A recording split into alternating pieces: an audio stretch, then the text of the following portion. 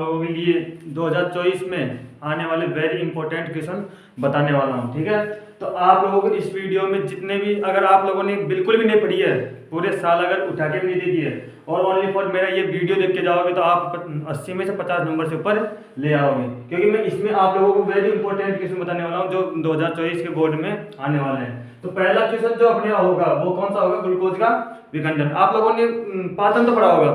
पाचन में क्या करते हैं अपन, जो जटिल अणु होते हैं उनको क्या किस में चेंज करते हैं? सरलतम अणुओं में चेंज करते हैं। ठीक है, तो उसी में अपन पढ़ते हैं कि ग्लूकोज का विखंडन कैसे होता है। मतलब ग्लूकोज एक क्या है? शर्करा है। ठीक है, इसको क्या बोलते हैं अपन? ग्लूकोज को कार्बोहाइड्रेट बोलते हैं। क्या बोलते हैं इसको? कार्बोहाइड्रेट। अब इसका विखंडन कैसे होगा, इससे अपन को ऊर्जा कैसे मिलेगी वो अपन देखते हैं। ठीक है, तो अपने पास स्टार्टिंग में आता है ग्लूकोज। इसका जो सूत्र होता है वो अपन देखते हैं क्या होता है? C6H12 और O6। मतलब इसका सूत्र कितने कार्बन युक्त होगा? 6 कार्बन युक्त होगा। मतलब ग्लूकोज जो होती है वो कितने कार्बन युक्त होती है? 6 कार्बन युक्त। जब इसका अपन विखंडन करते हैं तो मतलब तोड़ेंगे इसको, और तोड़ेंगे तो किसमें चेंज करेंगे? 3 कार्बन वाले पायरुविक एसिड में चेंज करेंगे। और पायरुविक जो एसिड का जो सूत्र होता है वो अपने पास होता है C3H4O3। ठीक है, तो ये अपने पास पायरुविक एसिड का निर्माण हो जाएगा। जब ये पायरुविक एसिड बहुत सारे होंगे तो उसको अपन बोलेंगे क्या? पायरुवेट बोलेंगे। क्या बोलेंगे? पायरुवेट। ये पायरुवेट जो या पायरुविक एसिड, अगर ये पायरुविक एसिड वापस ग्लूकोज में चेंज होना बंद हो जाएगा तो वो अपने पास हो जाएगा लैक्टिक अम्ल का निर्माण कर लेगा या फिर कीटोन का निर्माण कर लेगा। और ये लैक्टिक अम्ल और कीटोन ब्लड में प्रवेश करके अपन को क्या पहुंचाएंगे? हानि पहुंचाएंगे। ठीक है, लेकिन जब ये ग्लूकोज वापस पायरुवेट में चेंज हो जाती है तो पायरुवेट के बाद ये अपने कोशिकाओं में क्या करती है? अलग अलग रिएक्शन करती है, और अलग अलग रिएक्शन करके अपन क्या क्या प्रदान करेगी? अलग अलग चीजें प्रदान करेगी।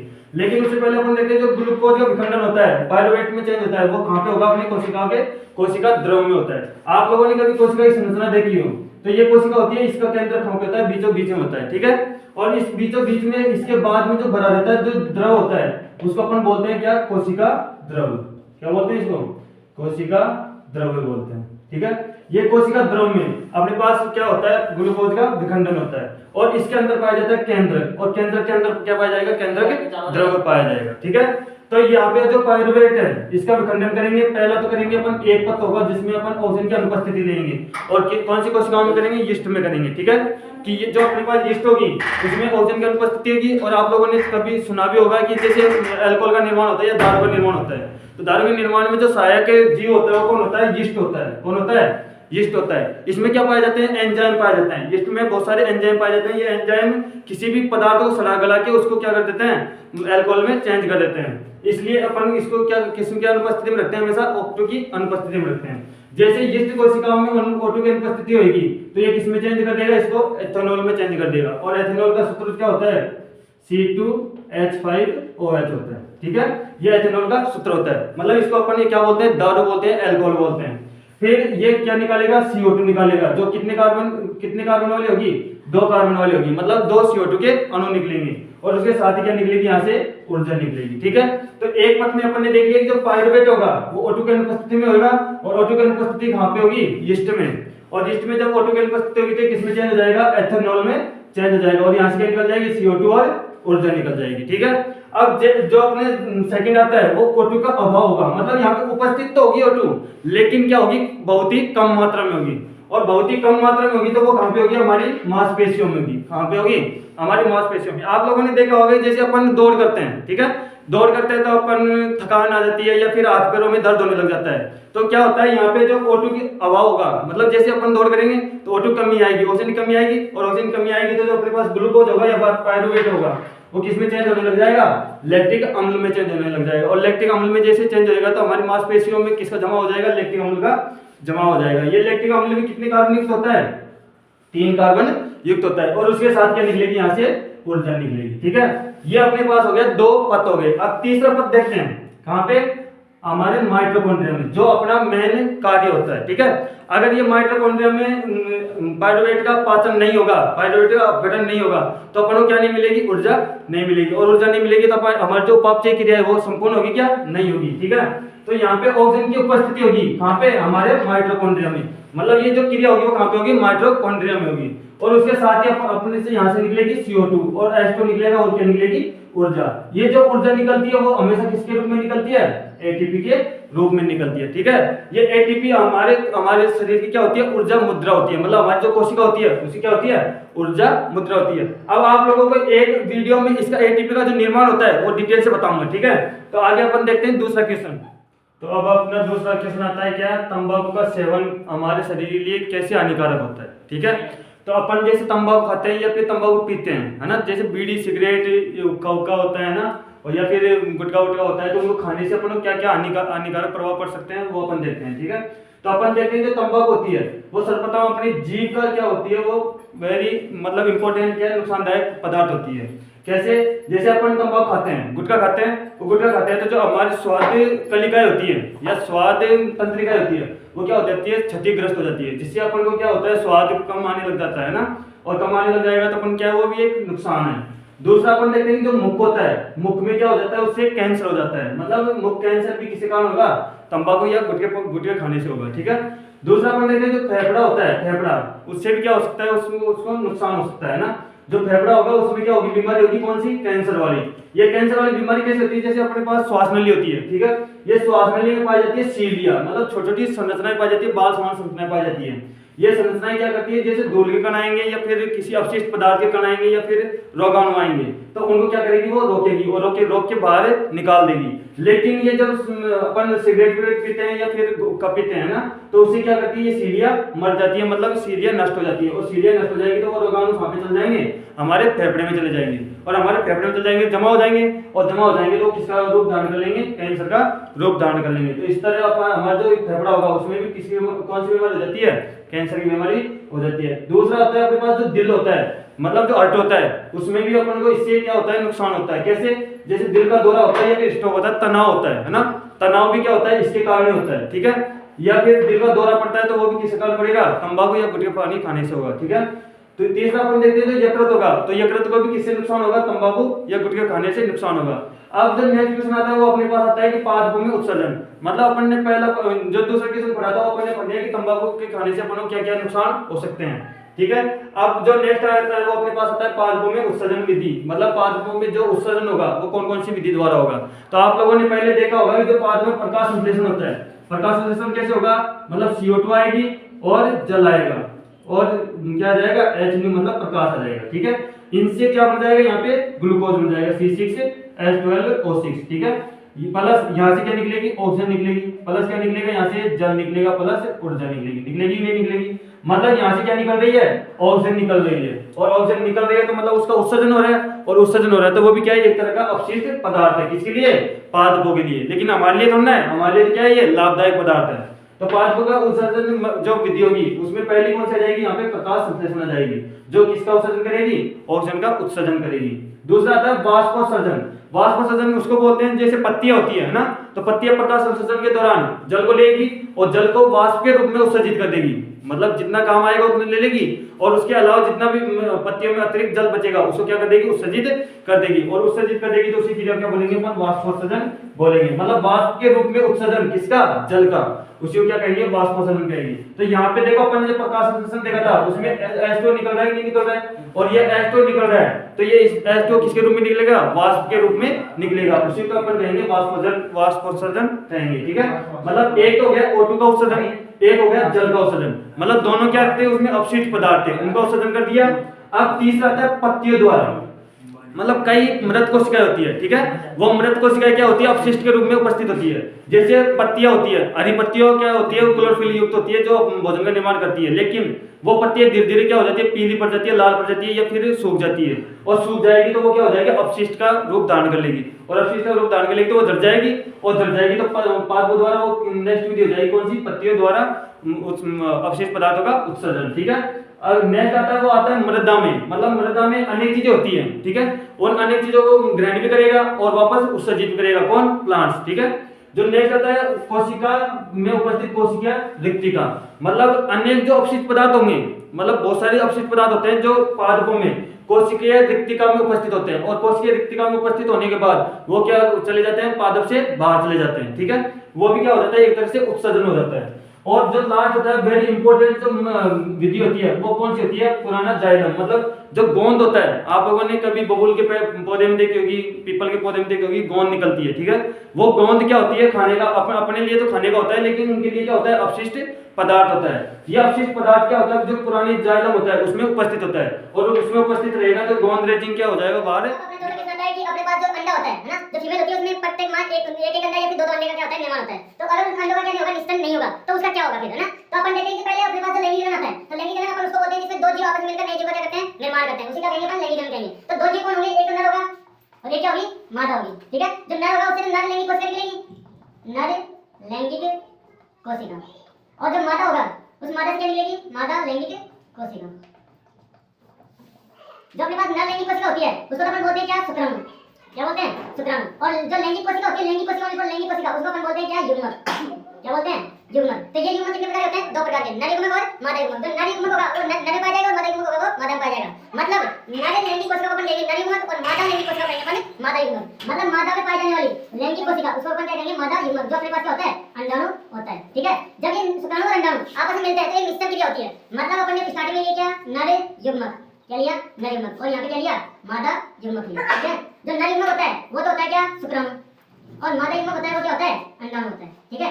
जब ये शुक्राणु और अंडाणु आपस में क्या करेंगे, संलयन क्रिया करेंगे, क्या करेंगे, संलयन क्रिया करेंगे। तो संलयन क्रिया करेंगे तो आपस में मिलेंगे, और आपस में मिलेंगे तो एक चीज का निर्माण करेंगे जिसको क्या बोलते हैं अपन, युग्मनज बोलते हैं, जिसको अपन इंग्लिश में क्या बोलते हैं, जायगोट बोलते हैं, ठीक है। यहाँ तक अपना ये हो गया। अब इसके बाद अपन देखते हैं कि जो युग्मनज का निर्माण है वो संपूर्ण क्रिया क्या बोलते हैं, अपन निषेचन बोलते हैं, क्या बोलते हैं, निषेचन बोलते हैं। मतलब अपने पास शुक्राणु और अंडाणु के मिलने से युग्मनज का जो निर्माण होता है उस क्रिया को अपन बोलते हैं क्या, निषेचन। अब ये निषेचन तो अपने पास हो गया, जब कब हुआ, जब अपने पास यहाँ पे नर और मादा युग्मक आपस में मिल गए, मतलब उसका क्या हो गया, निषेचन हो गया। अब ये निषेचन कितने प्रकार होगा, दो प्रकार होगा, एक तो बाह्य निषेचन होगा और एक क्या होगा, आंतरिक निषेचन होगा, ठीक है। तो बाह्य निषेचन किसे बोलेंगे, जो मादा शरीर के क्या होगा, बाहर होगा, मादा शरीर के बाहर होगा, ठीक है। मतलब ये आउटसाइड ऑफ बॉडी होगा, किसके, फीमेल के, जबकि ये मादा शरीर के क्या होगा, अंदर होगा, मादा शरीर के अंदर। तो जो मानव होता है ना, जो वुमन होता है, मानव, उसमें कहाँ पे होता है, मादा के फैलोपियन ट्यूब में होता है, कहाँ पे होता है, फैलोपियन नलिका में, ठीक है। इस फैलोपियन नलिका में नर युग्मक मादा युग्मक आपस में मिलेंगे, और नर युग्मक मादा युग्मक आपस में मिलने से कौन सी क्रिया हो जाएगा, वहाँ पे निषेचन क्रिया हो जाएगी, और उसके दौरान किसका निर्माण हो जाएगा, युग्मनज गर्भाशय में जाएगा, और गर्भाशय में चारों तरफ किसका निर्माण हो जाएगा, मोटी भित्ति का निर्माण हो जाएगा। अब ये मोटी भित्ति किससे जुड़ जाएगी, वापस से युग्मनज से जुड़ जाएगी, और युग्मनज से जब जुड़ेगी तो एक नलिकाकार संरचना का निर्माण करेगी, ठीक है। ये नलिकाकार संरचना को अपन बोलते हैं, जैसे गर्भाशय है और यहाँ पे क्या है, ये युग्मनज है, तो ये नलिकाकार संरचना को अपन बोलेंगे क्या, प्लेसेंटा, क्या बोलेंगे, प्लेसेंटा। इंग्लिश में बोलते हैं प्लेसेंटा, हिंदी में क्या बोलते हैं, इसको अपरा बोलते हैं, ठीक है, या फिर ओरनाल बोलते हैं, ठीक है। तो यहाँ पे अपने पास युग्मनज होगा, युग्मनज कहाँ पे गया, गर्भाशय में गया, गर्भाशय के चारों तरफ किसका निर्माण होगा, मोटी भित्ति का निर्माण होगा, और ये मोटी भित्ति से क्या निकलेगी, नलिकाकार संरचना निकलेगी, और ये नलिकाकार संरचना किससे जाके जुड़ जाएगी, जायगोट से, मतलब युग्मनज से जुड़ जाएगी, और युग्मनज से जैसे जुड़ेगी तो उस संरचना को बोलेंगे क्या, प्लेसेंटा। ये प्लेसेंटा क्या काम करती है, ये प्लेसेंटा मेनली जो होता है वो युग्मनज को न्यूट्रिशन प्रदान करने का होता है, ठीक है। मतलब जो ये क्या करेगी, प्लेसेंटा, ये जो जायगोट का निर्माण हुआ है उसको क्या करेगी, पोषण प्रदान करेगी, और पोषण प्रदान करेगी तो धीरे धीरे क्या हो जाएगा, जायगोट डेवलप हो जाएगा, और डेवलप होने ओके किसमें चेंज हो जाएगा, ये भ्रूण में चेंज हो जाएगा, ठीक है। ये जैसे भ्रूण में चेंज हो गया तो अपने पास ये क्या कंप्लीट हो गई, लैंगिक जनन कंप्लीट हो गया, ठीक है। अब ये लैंगिक, लेकिन अब अपन पढ़ेंगे क्या, जब निषेचन नहीं होगा, ठीक है, तो निषेचन नहीं होगा तब क्या होगा, अपन ने पढ़ा कि जैसे नर युग्मक मादा युग्मक आपस में मिलेंगे तो निषेचन हो जाएगा, लेकिन नहीं होगा तब क्या होगा, जो अंडा होगा जो कहाँ पे उपस्थित है, फैलोपियन ट्यूब में उपस्थित है। अपन को पता है कि जो मादा होती है उसके अंदर दो अंडाशय होते हैं, ठीक है, मतलब एक जोड़ी क्या होंगे, अंडाशय होंगे, और प्रत्येक अंडाशय से एक एक कम से कम एक एक क्या निकलेगा, अंडाणु निकलेगा, और एक अंडाणु निकलेगा तो एक युग्मनज का निर्माण होगा, और एक युग्मनज का निर्माण होगा तो एक ही भ्रूण का निर्माण होगा। लेकिन ये अंडाणु जब निषेचन नहीं होगा, और निषेचन नहीं होगा तो ये क्या हो जाएगा, फट जाएगा, क्या हो जाएगा, फट जाएगा। और अपन को पता है कि जब निषेचन नहीं होगा तो मोटी भित्ति का निर्माण तो होएगा ही, लेकिन वो मोटी भित्ति काम आएगी क्या, नहीं आएगी, और मोटी भित्ति काम नहीं आएगी तो वो भी क्या हो जाएगी, क्षतिग्रस्त हो जाएगी। मतलब ये क्या है, गर्भाशय है, और इस गर्भाशय के चारों तरफ क्या किसका निर्माण हो गया था, मोटी भित्ति का निर्माण हो गया था, तो ये मोटी भित्ति क्या हो जाएगी, क्षतिग्रस्त हो जाएगी, ठीक है। और क्षतिग्रस्त हो जाएगी तो ये कटने लग जाएगी, और कटते करते करते करते ये कहाँ पे किसके साथ, रक्त के साथ कहाँ पे आ जाएगी, बॉडी के बाहर आ जाएगी, और बॉडी बाहर आ जाएगी तो उसी क्रिया को अपन बोलेंगे क्या, ऋतुस्राव बोलेंगे, क्या बोलेंगे, ऋतुस्राव या रजोधर्म बोलेंगे। ठीक है, ये रजोधर्म हो गया, ऋतुस्राव हो गया। ये मेनली 28 से 30 दिन के बीच में होता है। ठीक है, और जो मादा में होगा ये कंप्लीटली जैसे मतलब आ गया। ठीक है, और आ गया तो ये 2 से 8 दिन का होता है। ठीक है, जैसे अपने पास अंडाणु निर्माण होता है तो 28 से 30 दिन में होता है, और जैसे मतलब वो फट जाएगा क्षतिग्रस्त हो जाएगा, और क्षतिग्रस्त हो जाएगा तो वो बाहर निकलने में कितना टाइम लगाएगा, लगभग 2 से 8 दिन का लगाएगा। अब ये भी ऋतुस्राव भी 2 प्रकार का होता है। पहला होगा रजोनिवृत्ति या रजोदर्शन, और दूसरा होता है क्या, रजोनिवृत्ति होता है। ठीक है, ये रजोदर्शन जो होता है वो स्टार्टिंग टाइम होता है। जैसे फीमेल में सेक्स हार्मोन उत्पन्न होता है, सेक्स हार्मोन उत्पन्न होगा तो वो उसमें सेक्स लैंगिक लक्षण भी उत्पन्न होंगे, और लैंगिक लक्षण उत्पन्न होंगे तो लैंगिक अंगों का क्या होगा, विकास होगा, और लैंगिक अंगों का विकास होगा तो उसमें क्या होगा, अंडाणु का निर्माण होगा। ठीक है, जैसे अपन देखते हैं कि 8 से 10 या 12 साल की उम्र में लड़कियों में क्या होने लग जाता है, रजोदर्शन स्टार्ट होने लग जाता है, क्योंकि उसमें जो अंडाणु निर्माण होता है वो 8 से 10 या 12 साल में स्टार्ट हो जाता है। ठीक है, और जैसे स्टार्ट होएगा तो वहां पे रजोदर्शन हो जाएगा, और उसी की जो क्रिया होगी वो उसको अपन बोलेंगे रजोदर्शन। ठीक है, ये स्टार्टिंग टाइम होता है। क्या होता है, ये स्टार्टिंग टाइम होता है। जबकि जो एंडिंग में होता है 45 से 50 या 55 के साल की उम्र में होता है, कौन सा, ऋतुस्राव, उसको अपन बोलेंगे 45 से 50 की उम्र में, 45, 50 या 55 की उम्र में जो होता है उसको अपन क्या बोलते हैं, रजोनिवृत्ति। मतलब स्टार्टिंग टाइम को अपन बोलते हैं रजोदर्शन, और जो एंडिंग टाइम होता है उसको अपन क्या बोलते हैं, रजोनिवृत्ति बोलते हैं। तो इस प्रकार अपना क्या हो जाएगा, ये ऋतुस्राव का कारण हो जाएगा। कब, जब अंडा निषेचित नहीं हो। तो अब अपने आता है नेक्स्ट क्वेश्चन, कौन सा, 5वां क्वेश्चन है ना। और 5वां क्वेश्चन इतना इंपॉर्टेंट है कि इसको आप very very very very very very जितना ही वेरी लगा सको उतना इंपॉर्टेंट लगा लेना, क्योंकि ये पादप हार्मोन में से कोई ना कोई एक हार्मोन आपको पूछ लेगा, 1 नंबर का या 2 नंबर का। ठीक है, तो यहाँ पे पादप हार्मोन अपन पढ़ते हैं, तो पादप हार्मोन मेनली 2 प्रकार का होता है। एक तो वृद्धिकारी, मतलब जो वृद्धि में सहायक होगा, मतलब एक तो क्या होगा, वृद्धिकारी हार्मोन होगा। ठीक है, और एक होगा वृद्धिरोधी, मतलब वृद्धि को रोकने वाला हार्मोन होगा। ठीक है, जो वृद्धि को बढ़ाने वाला हार्मोन होगा उसको तो अपन बोलेंगे वृद्धिकारी हार्मोन, और जो वृद्धि को रोकने वाला हार्मोन होगा उसको बोलेंगे वृद्धिरोधी हार्मोन या वृद्धि संदमक हार्मोन। ठीक है, मतलब वृद्धि की संदमक क्रिया करेगा, मतलब उसको रोकने की क्रिया करेगा, उसे अपन क्या बोलेंगे, वृद्धिरोधी हार्मोन बोलेंगे। तो यहाँ पे जो वृद्धिकारी हार्मोन होते हैं वो मेनली 10th क्लास में 3 ही हार्मोन दे रखे हैं। ठीक है, पहला ऑक्सिन, दूसरा जिब्रेलिन, तीसरा साइटोकाइनिन। लेकिन मैं आप लोगों को 2 जो मतलब एग्जांपल है वो अलग से और बताऊंगा। ठीक है, पहला होता है ऑक्सिन हार्मोन। आप लोगों ने कभी तना देखा है ना, पादपों का तना देखा है। जब पादपों का तने का जो टॉप वाला भाग होता है, ऊपरी भाग होता है, उसमें पाया जाता है कौन, ऑक्सिन हार्मोन। और ये ऑक्सिन हार्मोन ऊपरी वाले भाग में पाया जाएगा तो वो किसके संपर्क में रहेगा, प्रकाश के संपर्क में रहेगा, और प्रकाश के संपर्क में रहेगा तो प्रकाश के ऊपरी भाग को क्या करेगा, वो बढ़ाएगा, और ऊपरी भाग में वृद्धि करेगा। और वृद्धि करेगा तो जैसे मतलब प्रकाश आ रहा है, मतलब ये क्या है, एक पौधा है। ठीक है, ये पौधा, इसका जो ऊपरी भाग है ये है ना, तो यहाँ पे क्या पाया जा रहा है, ऑक्सिन हार्मोन पाया जा रहा है। अब ये ऑक्सिन हार्मोन जैसे पाया जाएगा तो ऊपरी भाग में वृद्धि करेगा, और ऊपरी भाग में वृद्धि करेगा तो उसकी कोशिकाओं में क्या करेगा, वृद्धि करेगा। ठीक है, उसकी लंबाई में वृद्धि करेगा, और लंबाई में वृद्धि करेगा। मान लो यहाँ से क्या आ रहा है, प्रकाश आ रहा है। अब यहाँ से प्रकाश आएगा तो ये इसके अपोजिट डायरेक्शन में चला जाएगा, कौन, ऑक्सिन, और ऑक्सिन अपोजिट डायरेक्शन में चला जाएगा तो यहाँ पे जो उपस्थित कोशिका है उनको क्या करेगा, वृद्धि करेगा, और उनको वृद्धि करेगा तो ये पौधा कैसे मुड़ जाएगा, ऐसे मुड़ जाएगा, मतलब प्रकाश की तरफ मुड़ जाएगा। ठीक है, और प्रकाश की तरफ मुड़ जाएगा तो उसमें वृद्धि हो जाएगी, और वृद्धि होगी तो वो कौन सा हार्मोन होगा, ऑक्सिन हार्मोन होगा। मतलब टॉप वाले भाग में वृद्धि करेगा तो कौन करेगा, ऑक्सिन हार्मोन करेगा।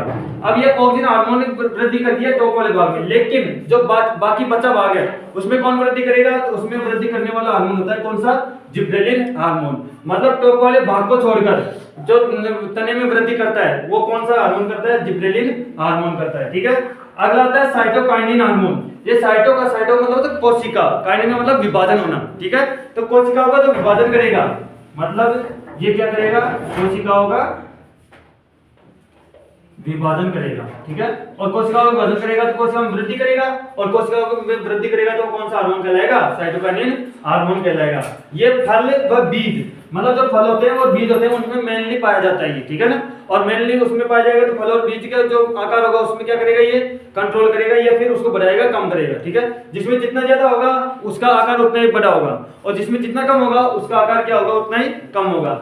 तो आप लोगों ने कभी देखा होगा जैसे वो होता है अपने पास क्या बीज होता है, ठीक है, इस बीज को अपन बोलते हैं। तो बीज में जो स्टार्टिंग पॉइंट होता है कोशिका विभाजन का, वो कौन करता है, यहाँ पे साइटोकाइनिन करता है, ठीक है। और साइटोकाइनिन अगर उसका विभाजन करेगा कोशिका विभाजन करेगा तो ये क्या करेगा, वृद्धि करेगा। और वृद्धि करेगा किसका निर्माण करेगा, प्ररोगा और मूल तंत्र का निर्माण करेगा। जो मूल जाएगी वो तो नीचे चल जाएगी और ऊपर किसका निर्माण हो जाएगा, प्ररोगा मतलब तने का निर्माण हो जाएगा, ठीक है। अब अगला आता है फ्लोरीजेंस, जो आपके सिलेबस में नहीं है, ये मेनली ऐसे समझ लो ना। तो फ्लोरीजेंस जो होता है वो पुष्प का निर्माण करता है, मतलब जो पुष्प की क्रिया होगी, पुष्प का निर्माण होगा, उसमें क्या करेगा, पुष्प का जो वृद्धि होगी या कम होगी उसमें क्या करेगा, नियंत्रण करेगा, मतलब पुष्प के उत्पादन में क्या करेगा, ये नियंत्रण करेगा।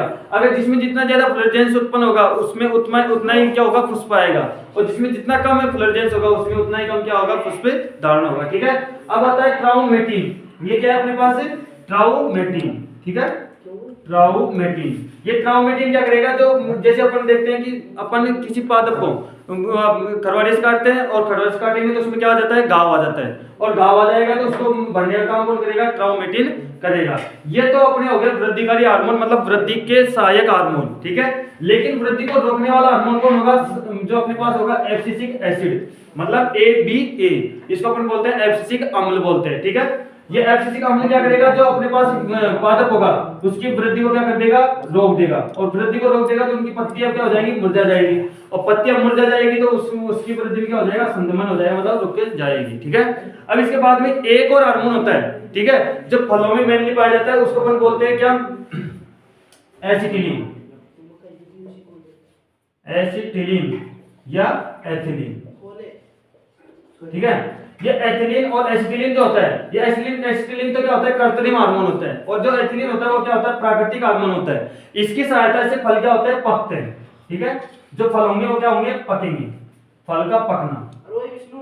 और इसकी सहायता से क्या होता है, फल पकता है, मतलब फल का पकना होता है। लेकिन जो ये होगा, ये तो कृत्रिम रूप से पकाया जाएगा, और ये क्या होगा, प्राकृतिक रूप से पकाया जाएगा, ठीक है। और प्राकृतिक रूप से पक जाएगा तो प्राकृतिक रूप से पकने वाला लाभदायक होगा नहीं होगा, होगा। और जबकि ये एसिटिलीन क्या होगा, हानिकारक होगा, क्योंकि ये क्या है, कृत्रिम रूप से पकाने वाला हार्मोन होता है, ठीक है। अब ये जो एसिटिलीन होता है इसका सूत्र अपन देखते हैं, तो इसका सूत्र होता है CH ट्रिपल बॉन्ड CH, जबकि एथिलीन का सूत्र होता है CH2 डबल बॉन्ड CH2। ये क्या होता है, एथिलीन का सूत्र होता है, ठीक है। तो इस प्रकार अपना क्या हो गया, पादप हार्मोन कंप्लीट हो गया।